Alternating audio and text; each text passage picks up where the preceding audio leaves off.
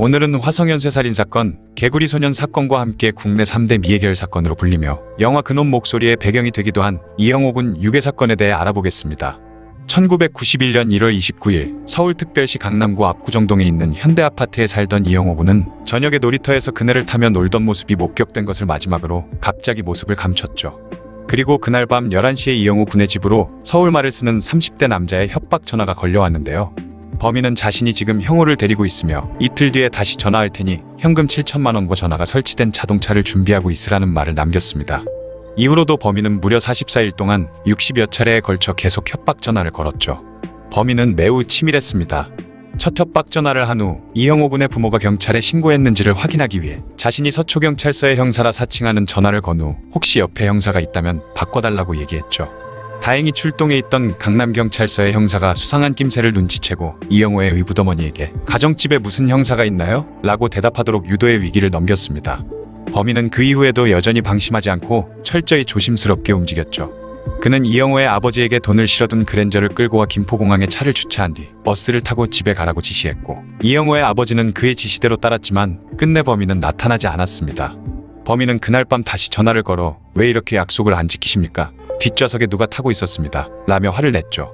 하지만 그때 경찰은 그랜저 트렁크에 잠복하고 있었으며 뒷좌석에는 아무도 없었습니다.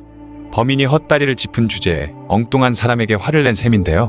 이후에도 범인은 이영호의 아버지에게 계속 다른 장소로 이동하라는 지시를 내리는 동시에 이영호의 집에도 전화를 걸어 이영호의 의붓어머니에게 경찰의 도움을 받고 있지 않냐며 계속 협박을 했고 계속되는 협박을 이기지 못한 그녀는 경찰의 도움을 받고 있음을 간접적으로 자백하게 됩니다.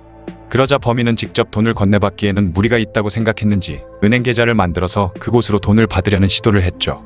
범인은 한일은행과 상업은행에 각각 다른 이름으로 계좌를 만든 후 유괴 7일째가 되는 2월 4일 다시 이영호의 집으로 전화를 걸어 이영호의 의붓어머니에게 약속된 장소로 차를 몰고 나오라고 지시했습니다.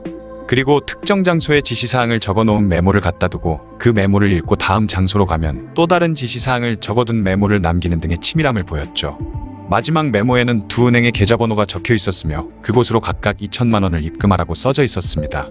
이영호의 아버지는 경찰과 상의 끝에 한일은행에만 입금을 했고 형사들은 한일은행 전산센터에서 인출 기록을 실시간으로 확인하고 있었죠.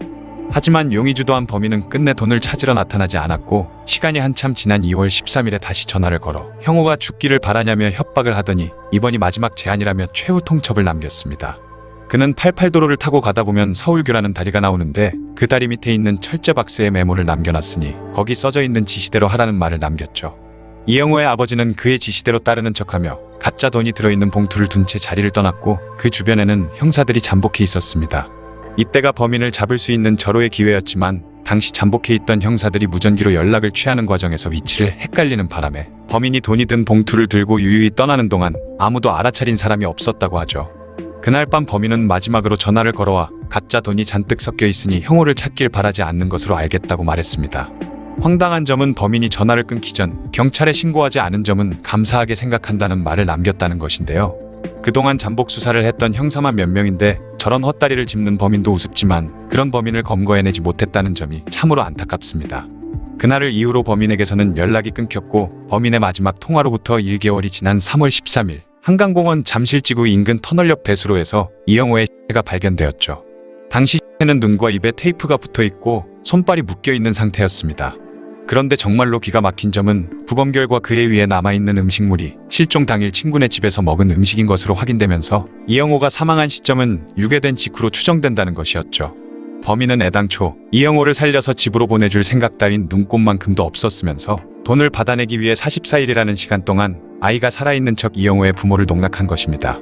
이미 아이를 죽여버린 상태에서도 그 부모에게 뻔뻔스럽게 계속 금품요구 및 협박 전화를 했다는 사실은 수많은 국민들에게 큰 분노를 불러일으켰죠. 이후 경찰에서는 이 사건을 공개수사로 전환한 뒤 국립과학수사연구소에 통화기록을 넘기며 목소리를 통해 범인을 찾으려 했습니다. 그런데 놀랍게도 이영호의 친척 중에서 범인과 목소리가 일치하는 용의자가 나왔으니 바로 이영호 친어머니의 사촌동생인 이상재였습니다. 이상재는 평소 이영호의 아버지와 무척 사이가 나빴기 때문에 자신의 사촌 누나가 그와 이혼할 당시에도 적극적으로 찬성을 했으며 당시 무직 상태라 여기저기 돈을 빌리고 다닐 정도로 경제적으로도 쪼들렸기 때문에 돈을 노린 범죄를 저지를 이유도 충분했죠.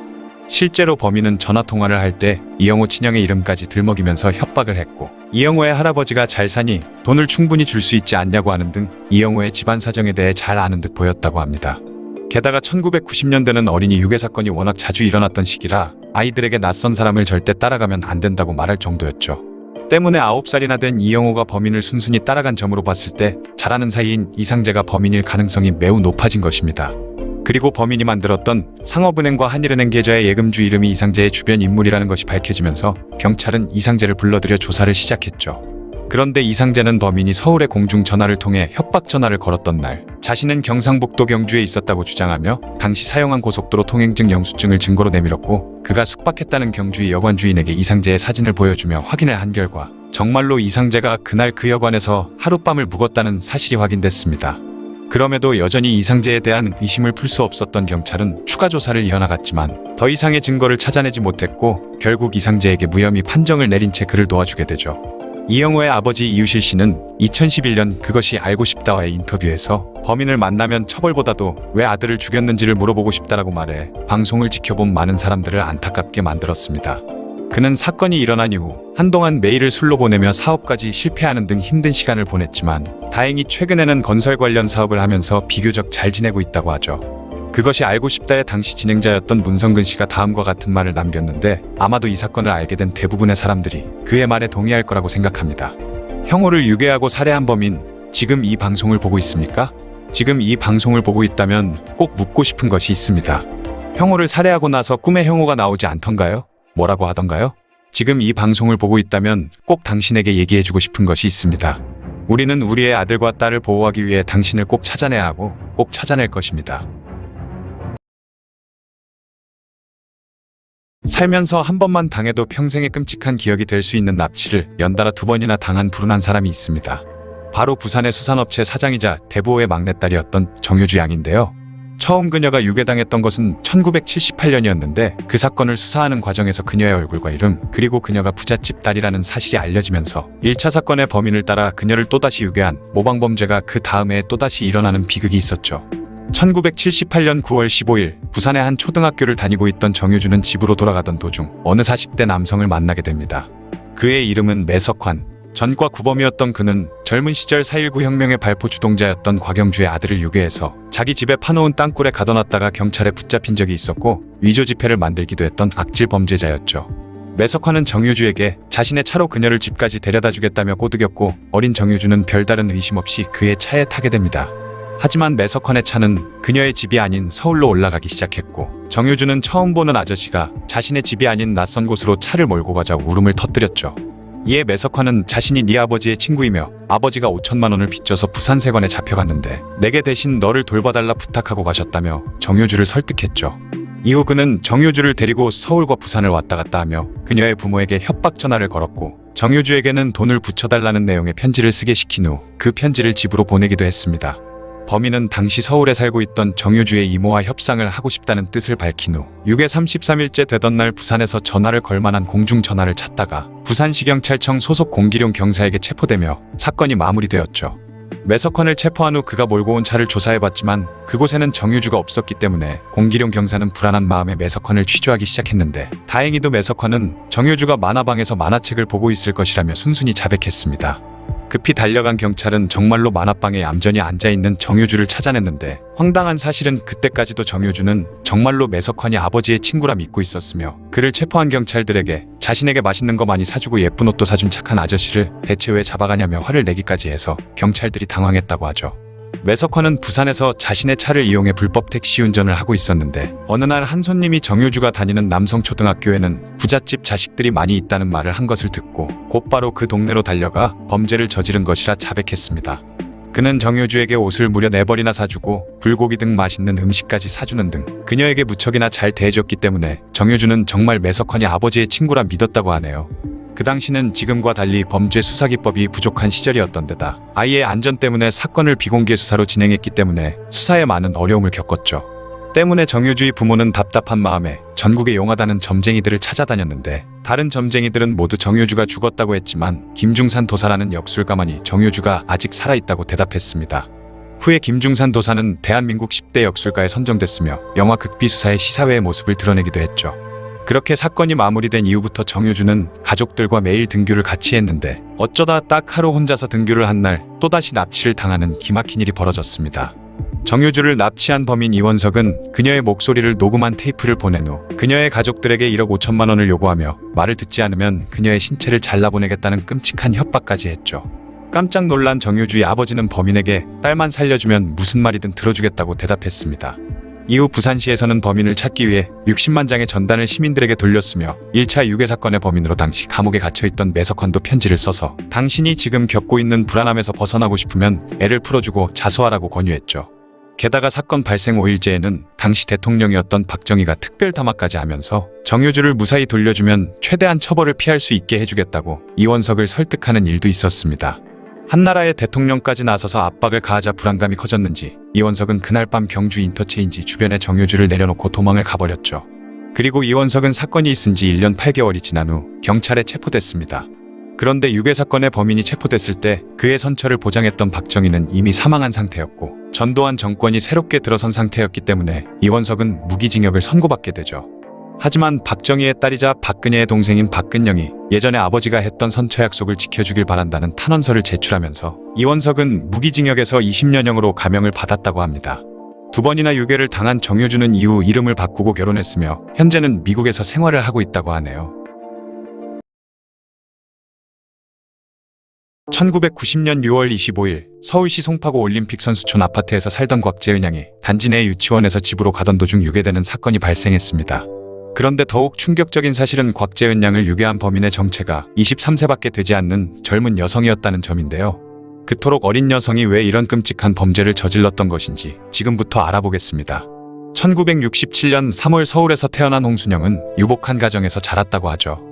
평소 허영심이 워낙 강한 데다 윤리의식까지 부족했던 그녀는 대학 입시 과정에서 번번이 떨어지자 자신의 부모에게는 가짜 합격증과 등록금 고지서를 보여주고 밖에서는 위조 학생증까지 가지고 다니면서 가짜 숙명여대생 행세를 하고 다녔습니다.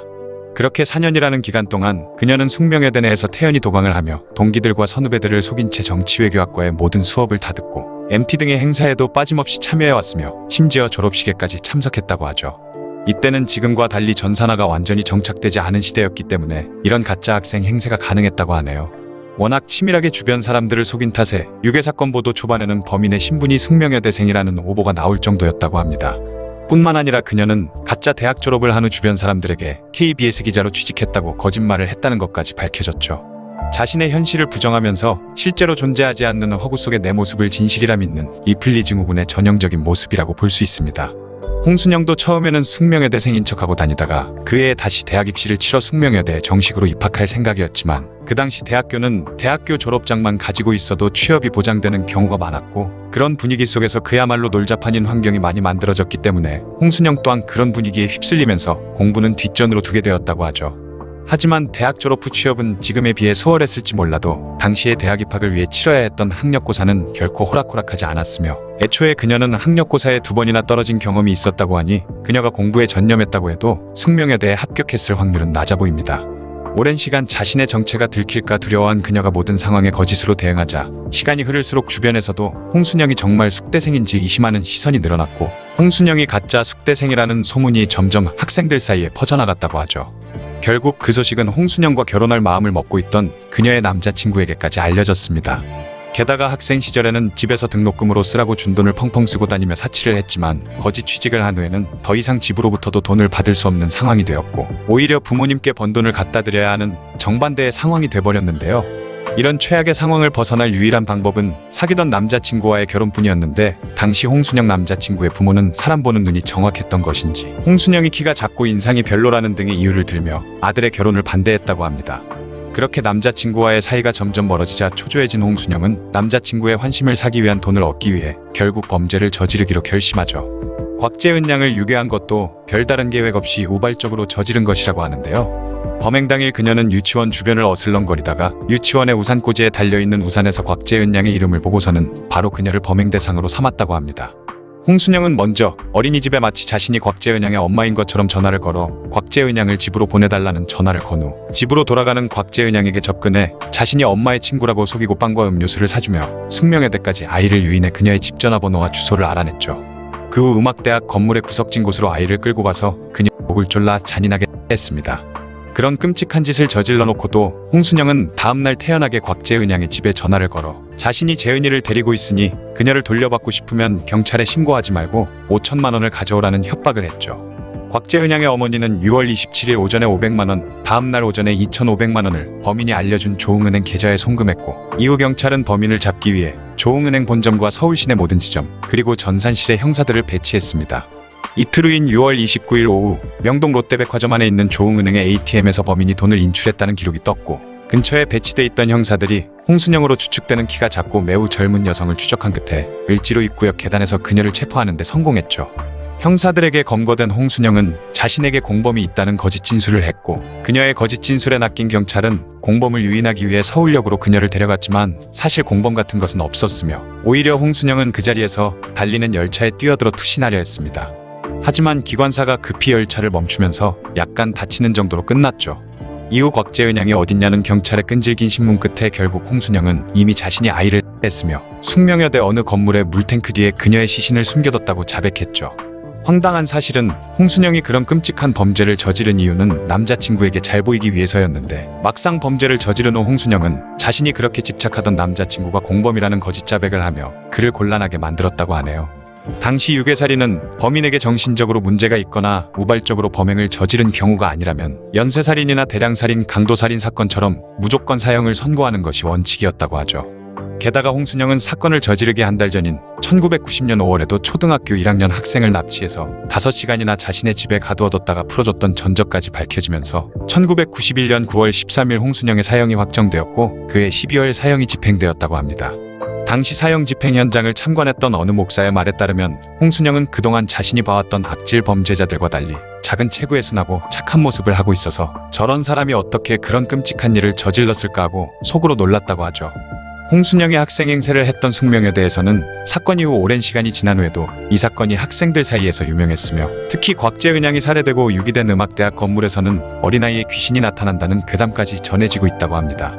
홍순영이 범행 장소를 음악대학 건물로 택한 이유는 범행 과정에서 피해자가 내는 비명소리를 노랫소리와 악기 소리로 가리기 위해서였다고 하네요.